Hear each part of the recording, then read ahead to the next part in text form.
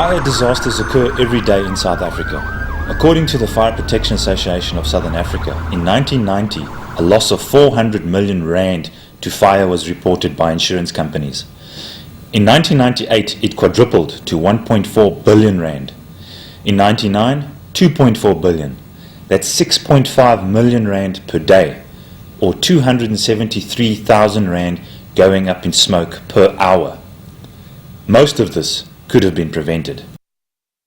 The smoke from fires have very high temperatures and can reach above 150 degrees Celsius. If people breathe in the smoke, it can incapacitate them almost immediately. A fire can spread very quickly, and if it continues to burn for over 8 minutes, the temperature can reach to over 600 degrees Celsius and spread rapidly in every direction. Firefighting is normally the responsibility of the fire department. However, employees with training can extinguish and control small fires if there is no hazard to their health and safety. Many industrial fires have been successfully extinguished by the employees. Portable fire extinguishers are located throughout facilities and buildings to provide immediate access upon discovery of a fire. You must know the types of extinguishers, on what class of fire they can be used, and how to activate and discharge the extinguisher correctly. Using the incorrect type of extinguisher can cause an explosion or spread the fire or increase the amount of smoke that is produced. All extinguishers are labeled with rating and operating instructions. Fire extinguishers are not designed to fight a large or spreading fire. Even against small fires, they are useful under the right conditions. An extinguisher must be large enough for the fire at hand and must be fully charged and in working order. The operator should be familiar with the instructions so that he should not have to read them during a fire. This video will demonstrate the required knowledge to operate a fire extinguisher safely. However, employees should contact the fire department to sign up for training in the use of fire extinguishers. Extinguisher use should only be considered in the following conditions. Firstly, if the fire department has already been notified.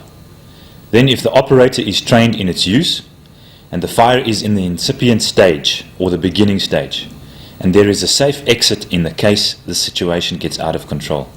If you are trained and have the slightest doubt about fighting a fire, don't. Get out and call the fire department.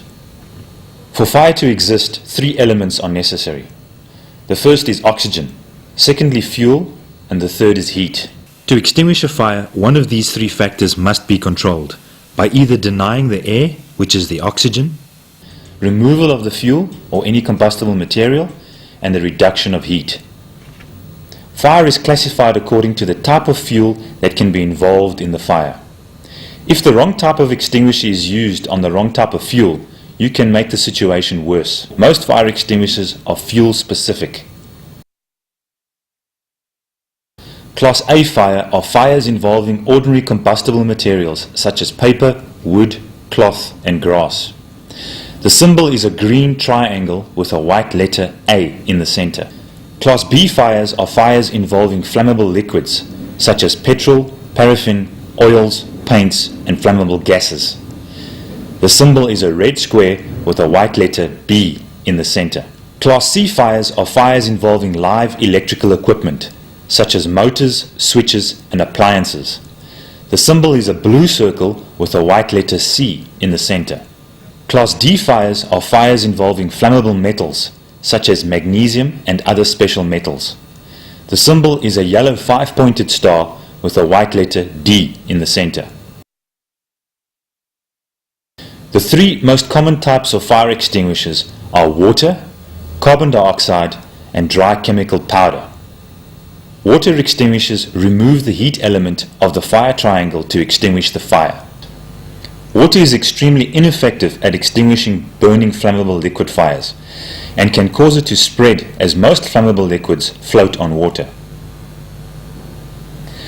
Never use a water extinguisher to extinguish an electrical fire or Class C fires. Water is a good conductor of electricity and you may be electrocuted or worsen the situation. First, unplug the burning appliance or de-energize an electrical fire before using a water extinguisher. Carbon dioxide extinguishers remove the oxygen element in the fire triangle to extinguish the fire. Carbon dioxide may be ineffective at extinguishing Class A fires because they may not be able to displace enough oxygen to successfully extinguish the fire. These materials may smolder and reignite. Dry chemical powder extinguishers separate the fuel from the oxygen by coating the fuel with a thin layer of powder.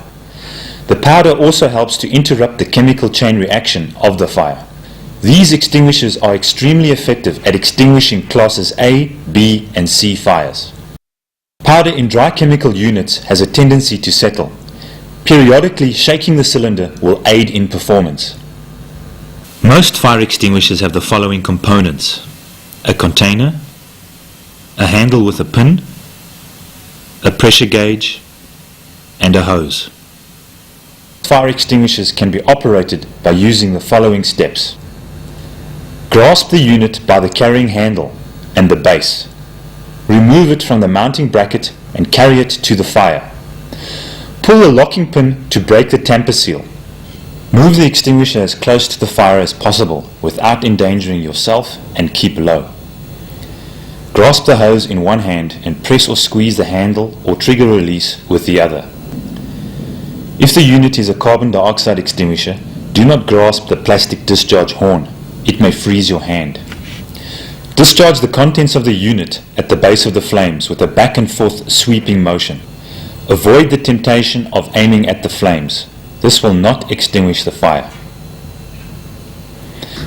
Before committing yourself to fighting a fire, remember these important rules. Make sure that the alarm has been raised and that everyone has left or is leaving the building. Notify the fire department. Fight only small fires contained to the area of origin, such as a small waste bin or electrical fire. Check that you have a safe escape route in case the fire gets out of control. If you are trained and do not know what is burning, leave it for the fire department. An incorrect type of fire extinguisher can cause an explosion or produce toxic smoke. If you have the slightest doubt about fighting a fire, don't. Leave the building and close the windows and doors behind you. Keep low and you'll avoid the heat and smoke and find fresh air. Wait for the professionals and let them do what they have been trained for.